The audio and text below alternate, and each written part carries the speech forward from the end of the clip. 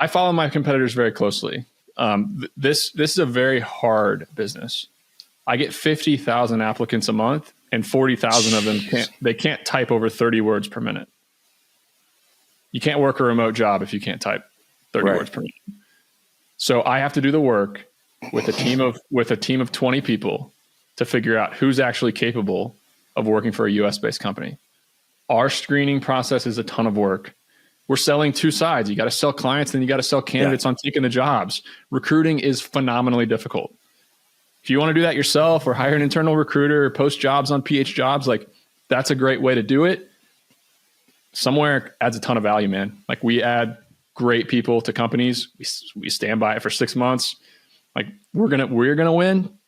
I hope a lot of other people win too, because ultimately the people who win are the business owners. My self-storage company, I spend 1.5 million a year on payroll to have a team of 50. That's less than 30,000 per head. My competitors in the United States running similar size self-storage portfolios are spending 5 million a year on overhead. 1.5 or 5 million. You tell me which business you'd rather run. Yeah. It's a game changer. It's a game changer. It's a total game changer. And I have another friend who's gotten into this, Parker Cox. He has a company called Pavago. Their model's a little different. But he has said, and it's my favorite quote of Warren Buffett's, where Warren Buffett says, my favorite boat or my favorite wave to ride is one with a tailwind. So like what Warren Buffett's saying is like any industry that I'm competing in, I want to be in one that's growing like crazy.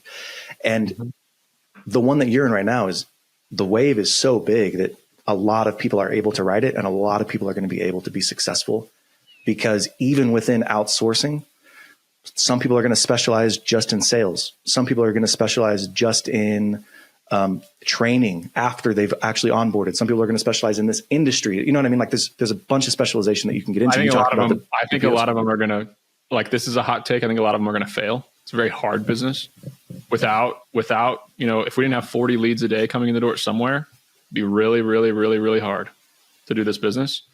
Recruiting is freaking hard. Like standing by these hires over time is hard. Mm-hmm. Like I talk to a lot of owners who are like, Nick, I want to sell you my agency. And I'm like, okay, what do you do? They're like, well, we have the Athena model. It's, we upcharge every hire. I'm like, how many do you have? 21. We have 21 contractors on. We have 80 grand a month of recurring revenue.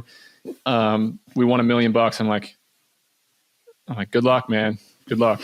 Good luck. There is a ton of competition. There's a ton of competition in this space. And it's really hard. I had to rebuild the business to take it from 1 million a year capacity to now our goal in the next couple of months is 2 million a year, 2 million a month. Sorry, 1 million a month to 2 million a month. Taking a business from 1 million a month to 2 million a month, you need so much more. You need to totally rebuild it again when you get to 5 million, and like you constantly are rebuilding the business because what you did at X is not translating at Y. So a lot of these operators who are in this space are just they're not going to be able to do it. I'll tell you that.